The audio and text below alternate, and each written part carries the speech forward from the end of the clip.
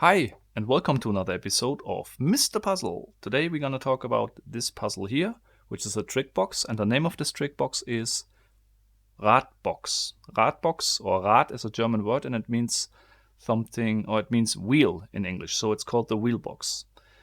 Right now we cannot understand why it's called the wheel box, but later when we look at the solution, we will do.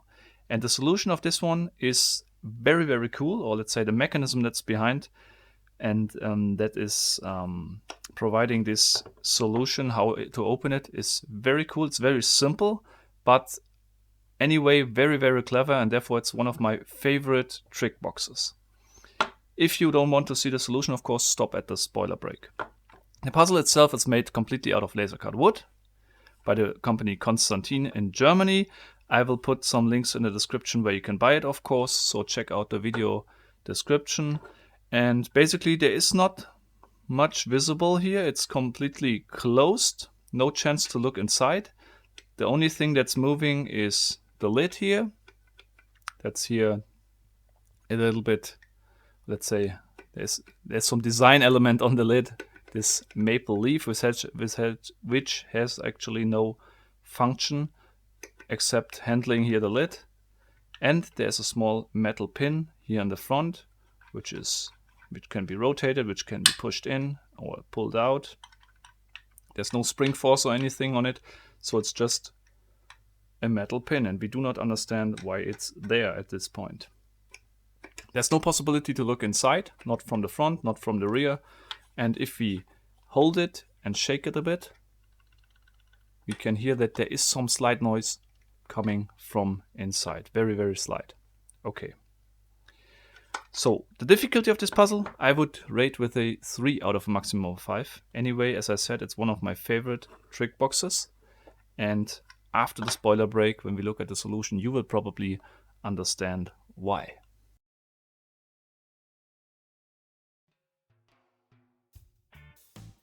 The first time when I tried to open this puzzle, it took me about 10 minutes to open it up. And what's cool on this one is that there are 2 steps required to open it. And you can easily, if you do not take care, you can easily go back or reset the puzzle and you need to start again. And in the beginning it's very difficult to understand how to open it, and also even if you open it up you will not be able to see the mechanism, so it's very difficult to understand basically what's behind and what's the solution. And the cool thing is, if you open it one time and close it again and do not understand what you did, it can happen to you that you have to do it yourself, do it again, and need the next time you do it more time than the first time. Okay, the solution looks the following. There is, as I said, nothing to manipulate. The only thing you can do, or what you have to do, is you just twist the puzzle to the side like this, but not 90 degrees, a little bit less, and then you move the lid. And at one point you will feel it moves a little bit more than before. Okay, now you need to take care, because if you in this position move it back or in any other position and would like to move it again to the enhanced position as before, it's stuck and it's back in the initial position. So again, we will move it over here. And what happened to me several times in the beginning, and this is pretty cool, I found this, I somehow ended up having the puzzle or the lid already in the first enhanced position like this, but I accidentally reset the puzzle again. There's a small gap back here, you can look a little bit inside, but it won't help you.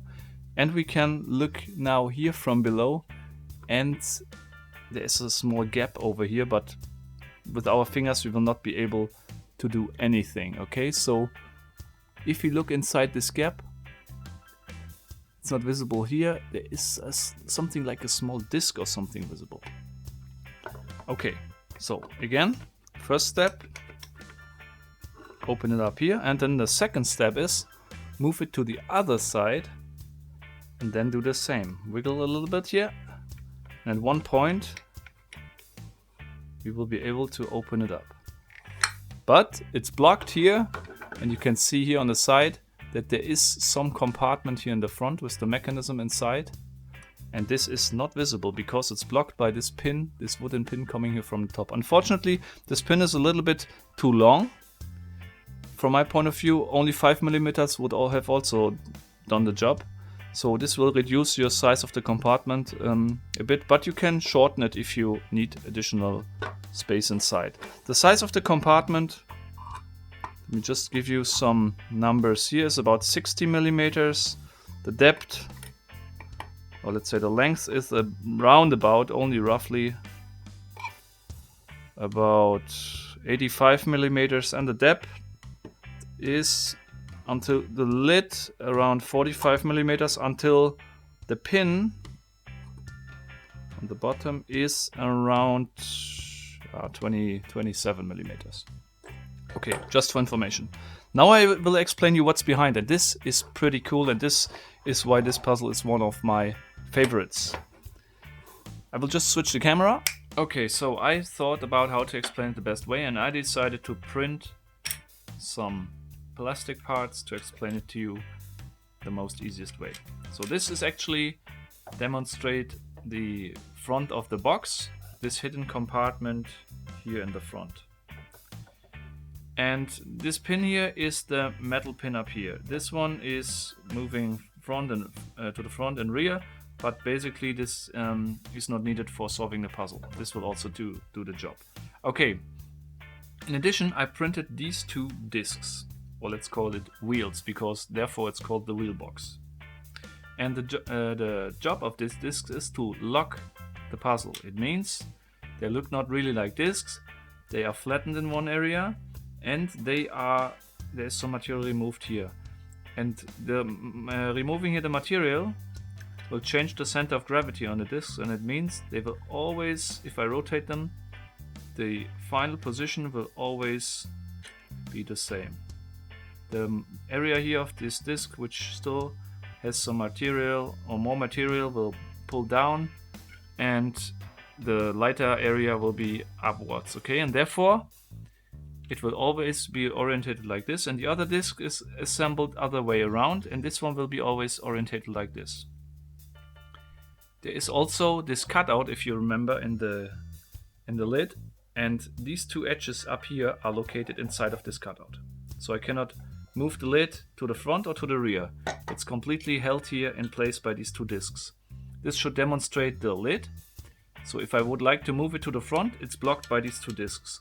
Unfortunately, I cannot open the box and put these in the right orientation, but I can rotate the box. And this is what I did to put these two discs in the right spot to open it up.